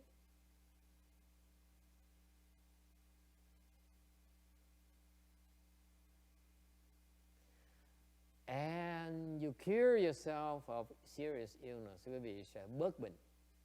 Believe it or not, quý vị tin hay không tin? Can you believe that you can skip town on your creditors? You really believe you're less ill? Really? Quý vị có tin được hay là không? Thầy nói nếu quý vị quý vị bỏ những cái loại chướng ngại nhập định được, you stop the 5 obstacles, you enter Samadhi, you're able to escape your creditors, you're able to heal your illness. Where is your proof? Master Xian Chi. Hỏi thiền với bằng cớ cho nào? Cô Quán Ngân.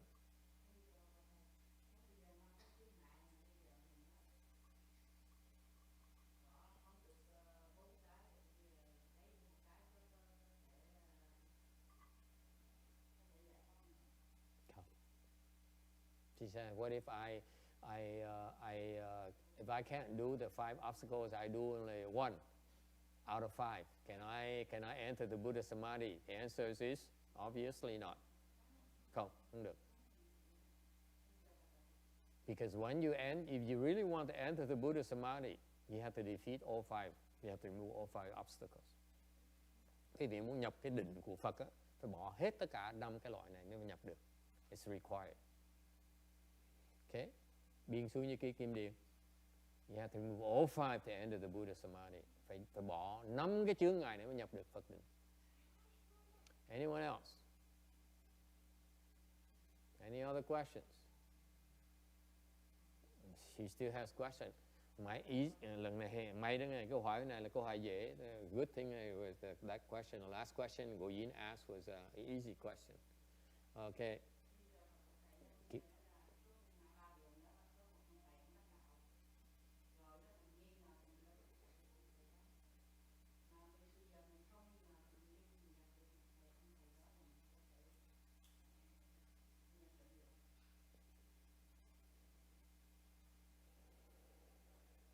Okay. I ignore that question. Câu hỏi đó khó, không trả lời được. Thôi khỏi. Doesn't count. Okay. Dạ đó, see, I'm very fair about it. I told you 1 hard question. You ask second hard question, I say, nope, second already. Okay, forget it. I'm not answering. Không thèm trả lời. Have to wait next week. Tuần sau mới hỏi được, tuần sau mới quên. Nhỏ này nó quên ngay lập tức. Why do I say next week? Because next week she'll forget. Next question. And if any of you dares repeat her question, I will beat you up. Ai mà dám nhắc cái câu hỏi này là thầy quýnh chết rồi. Your question all have to be original. You cannot repeat others' question. Thầy nhắc lại cái vị đó. Cái luật đó, là quý vị không thể lặp lại cái lời hỏi hóc búa của người ta. Okay. Yes. Master Xian Chi asked you a question. I proof you have.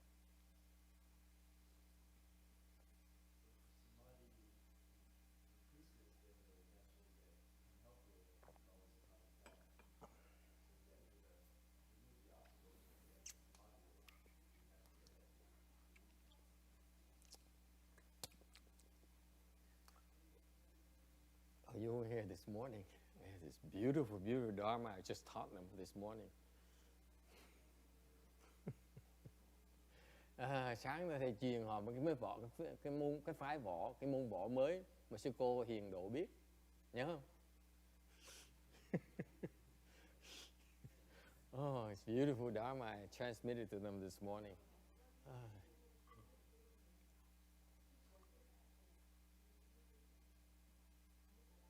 So, proof do you have?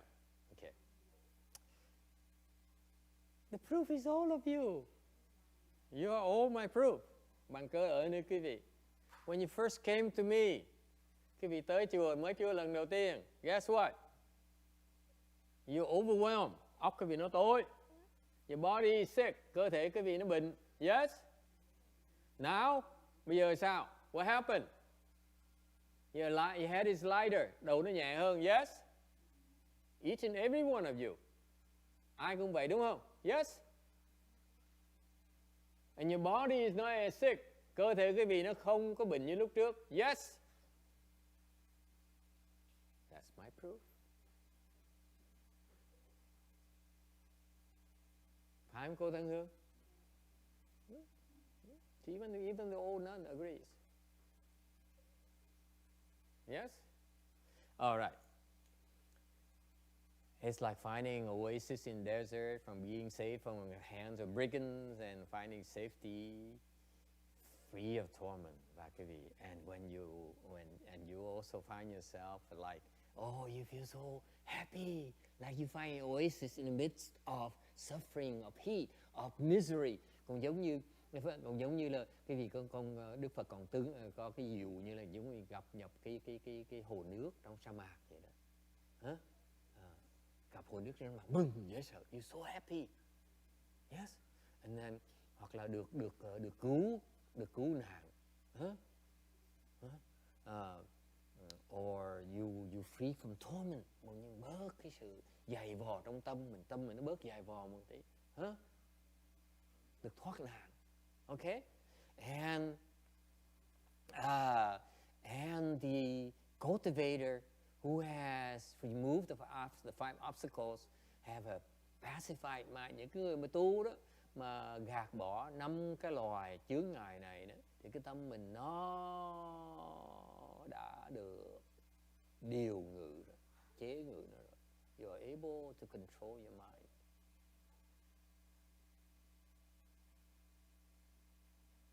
Okay? And your mind becomes pure. You become pure and you become happy or. Và quý vị, lòng nó thanh tịnh hơn và con người cảm thấy nó sung sướng hạnh phúc hơn nhiều. Happy or. And then getting a red Ferrari. Nó còn hạnh phúc hơn là được chiếc xe màu đỏ nữa. Okay?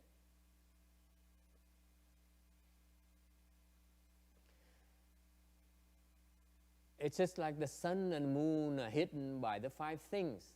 Đức Phật còn cho cái ví dụ giống như là mặt trời mặt trăng nó bị 5 cái loài nó bị che mờ lại, nó che lấp lại. Okay? What are those 5 things? 5 là gì? Okay? Your 5 obstacles are like the smoke, the cloud, the dust, the fog, or the hand of this powerful Asura guy that covers them. Thì nó 5 cái loài chướng ngại này giống như là khói, giống như là mây, giống như là bụi, giống như là sương mù, hoặc là cái bàn tay của cái ông chúa Atula đó mới có thể che được mặt trời, che được mặt đất, mặt trăng. There's an Asura there, okay, in the cosmos, okay, that produces eclipse of the moon, of the sun. Ông kia ông giơ tay ra một cái là che mặt trời, che mặt trăng, mình thấy được trời tối om. That's how powerful this guy is. Here you go. Thấy vậy không? The Buddha knows about this Asura guy. All right?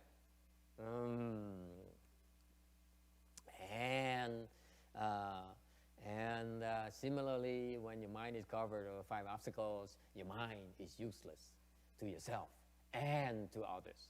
Và Đức Phật nói nếu cái tâm quý vị giống như vậy, nếu tâm quý vị bị 5 cái loại chướng ngại nó bị che mờ cản trở lại thì óc quý vị đó nó chả có lợi gì cho mình hoặc cho mọi người cả. Questions? Ai thắc mắc gì không? All right? So now there you have it. In order to enter Samadhi, you need to be aware of these 5 obstacles. And nhắc lại quý vị là muốn nhập định, Phật định, you enter the Buddha Samadhi, you have to be wary of these 5 obstacles. Nhập cái định, Phật định thì phải tránh 5 cái loại chướng ngại này. You have to remove all these obstacles. You have to remove it. No one else can.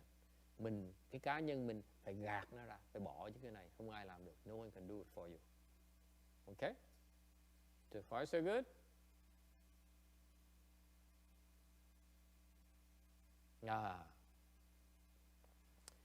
All right. Next slide. 353.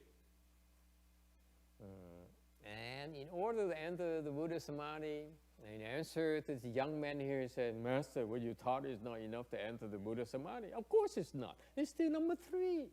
Cái ông nào nói đó, hỏi hóc hỏi búa. Ông nói là thầy dạy sao đủ, cho thầy dạy nói cái định của Phật sao mà thầy dạy thì chưa đủ. Thì đương chưa đủ đây. Cái năm thứ 3 này mới có đường thứ 3 này. You have to, in order to enter Samadhi, Buddha Samadhi, you have to practice the 5 things.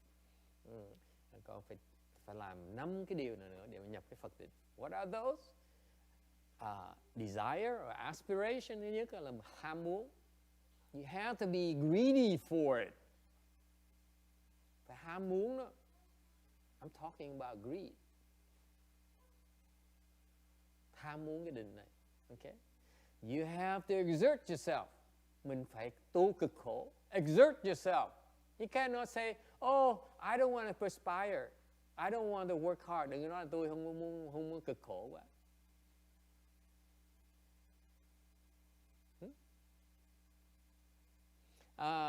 You have to be mindful. Quý vị phải có giữ chánh niệm. And you have to see clearly. Phải nhìn cho nó sáng suốt rõ ràng. And of course we elaborate a little bit more for you. Sẽ giảng thêm quý vị sau. And you have to have concentration. Và phải có định. Có khả năng chú ý. Okay. By practicing these 5 Dharma, you'll be able to enter Samadhi. Tâm tu năm cái này quý vị sẽ nhập định. Alright? So that's simple. Nó dễ như vậy.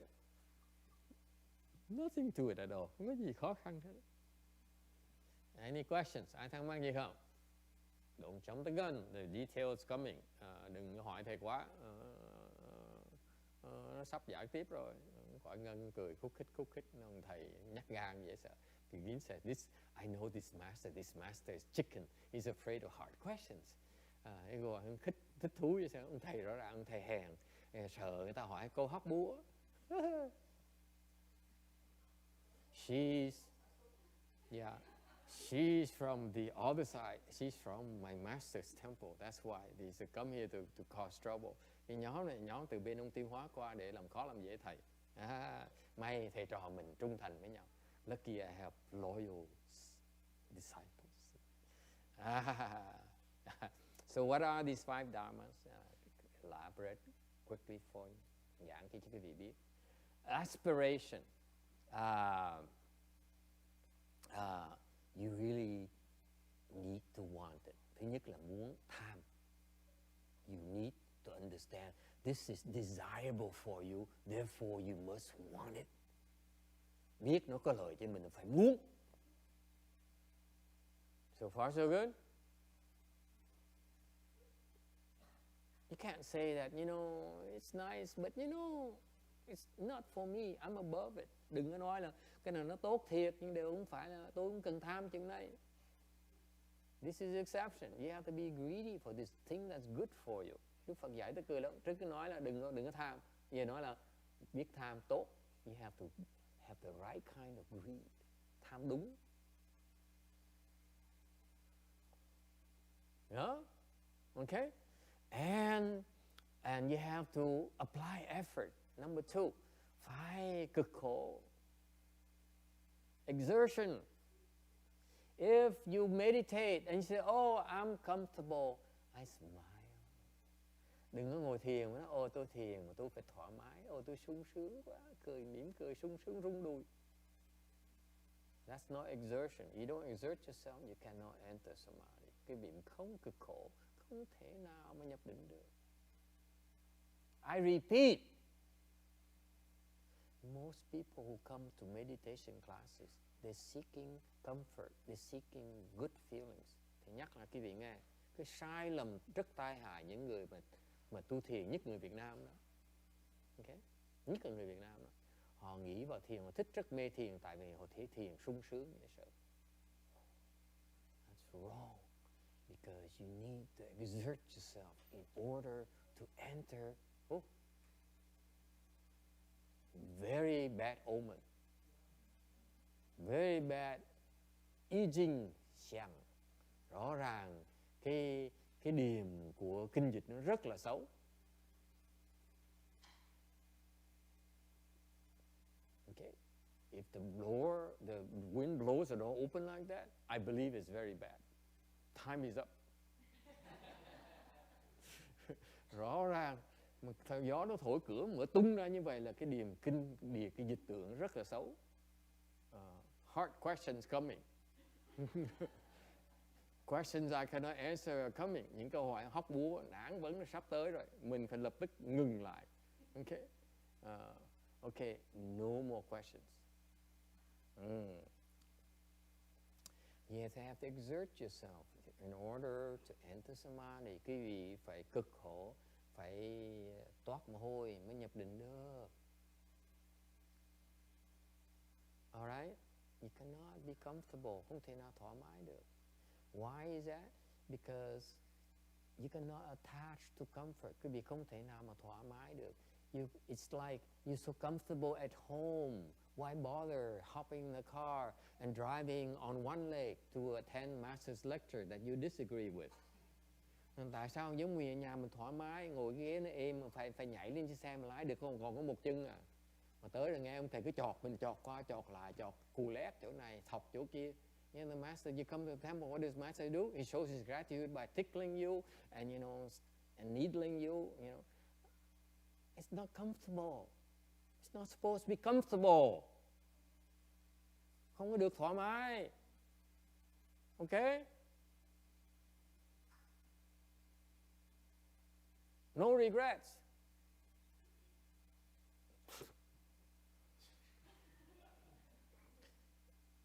Ungrateful. Vô ơn bạc vậy. Okay. So what do you do in terms of exertion? And Buddha says, chịu khó chỗ nào. You keep precepts, you stay moral. Okay? Quý vị phải giữ cái giới, phải sống đạo đức. If you even a step up is that you become a left home person, you dedicate yourself to this practice. Một người mà có trình độ hơn một tí nữa thì nói là tôi cống hiến cuộc đời tôi để tôi tu cái này, so that you get there quicker, sớm hơn một tí nữa. Yes. No one tells you this. Ai nói cái người nói cái gì biết? The dharma of the left home person is much higher speed. It's like driving a red Ferrari.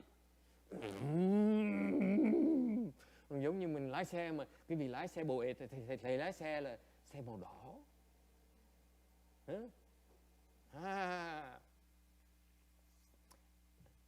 Hey boy, thank you, E. coli. Nhỏ nó cho thầy kẹo. And that's why part of our practice is to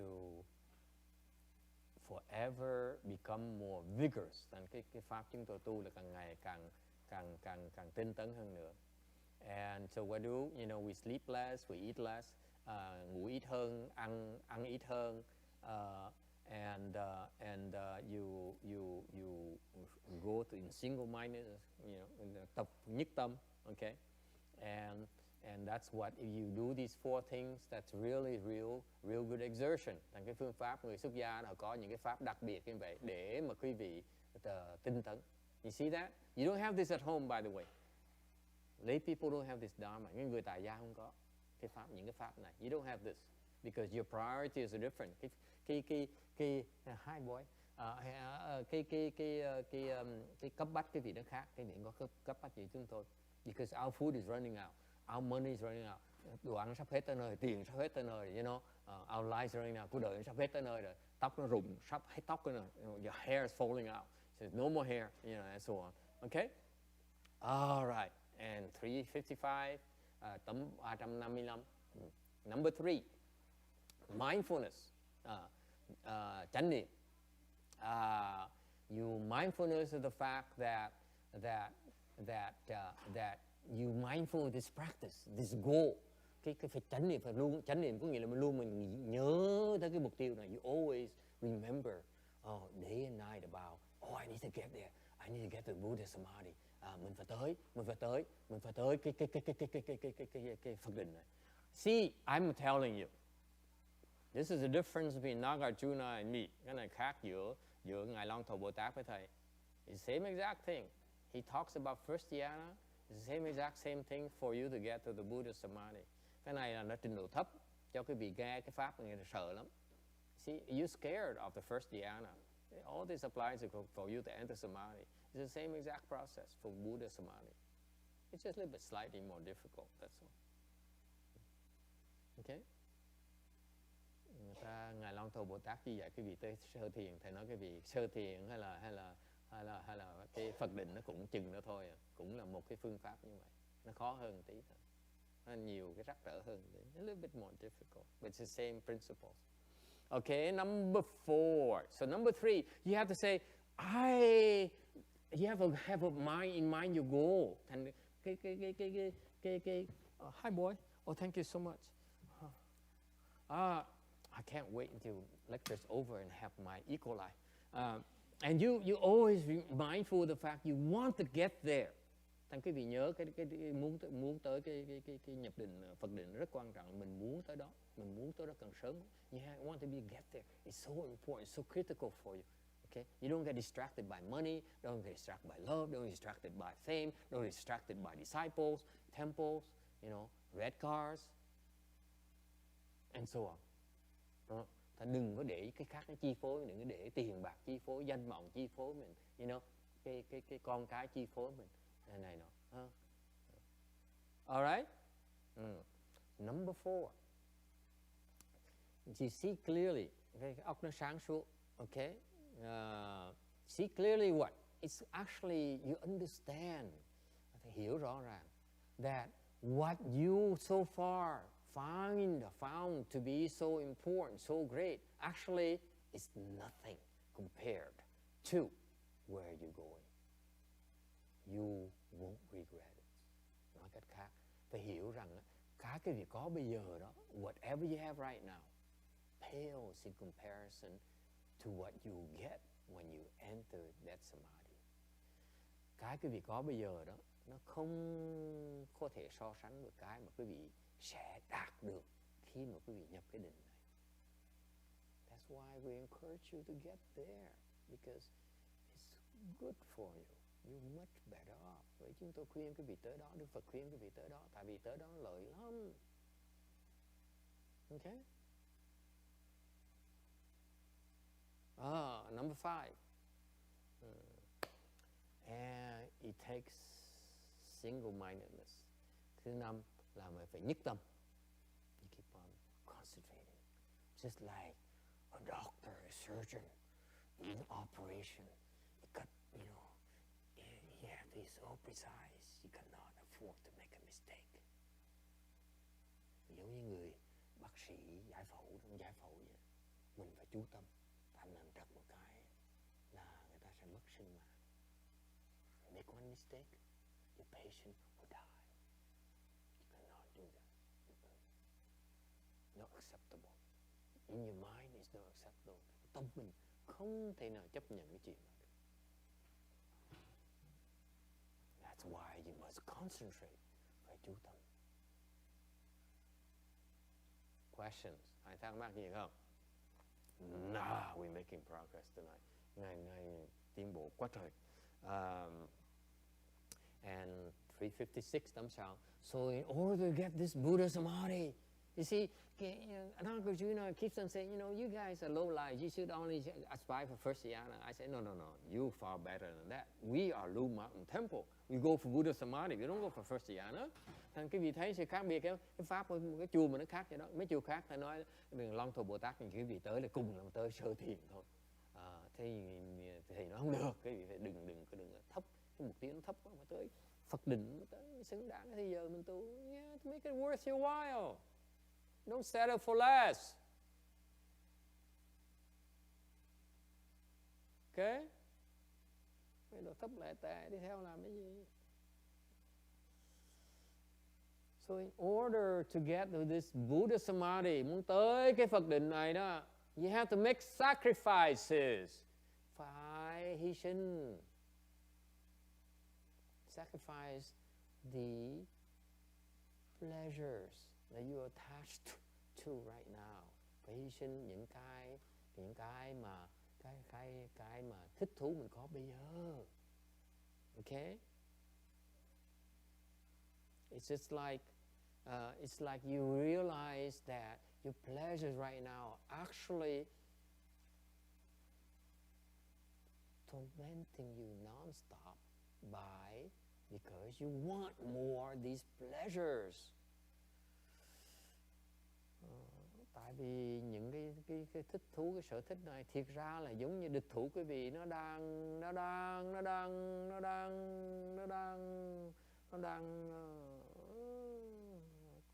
quấy rầy quý vị, để quý vị cứ đòi nó hoài, talk to me, pay attention to me, indulge in me, because it's a sort of torment. những cái sở thích vui thú này chỉ là một cái sự dày vò thôi. Yes? So you need to recognize that if you have a pleasure without any attachment to pleasure, it's a good pleasure. If you have pleasure and you're attached to it, then you would want to consider rejecting it. Nói cách khác, nếu như có những cái sở thích mà quý vị mà không bị chấp trước nó thì nên có quyền. Mà nếu như mà nó cứ đòi hoài là cái nào phải bỏ thì mới nhập định được. You need to let go these pleasure you attached to before you enter next higher level samadhi. Nói cách khác, muốn định cao hơn phải bỏ những cái mà mình đang thích bây giờ này. Con tới nó thăm mình, mình thích cái mẹ, bỏ nó ngay lập tức, chặt cái phục. Ok? Phải dã man, mình sau mình mới cứu nó được. Cho mình ôm nó một cái là mình đọa với nó. That's why I told some people, I said, if you're so attached to your daughter, because looking at your daughter smile is like, oh my God, you feel so happy yourself too. Even that, and you want to see her smile again, that's an attachment. Chop it off. Why? Because when you no longer attached to your daughter, that's when you can really help her. If you're attached to her, you can't really help her.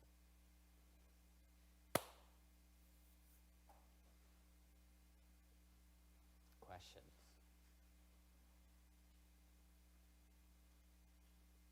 Not from Kimdi. Anyone?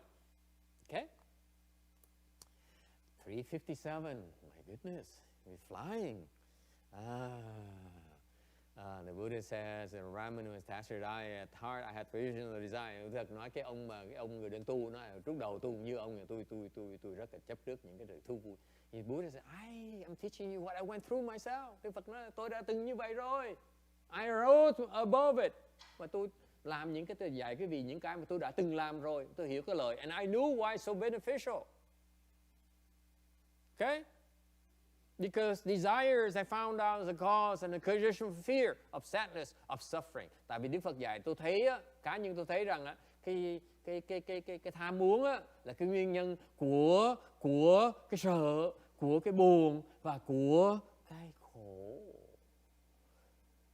And actually desires bring little pleasure but much pain. Đức Phật nói chính ra cái tham muốn là nó đem ít vui mà nhiều khổ, nhiều đau đớn hơn. More pain than pleasure.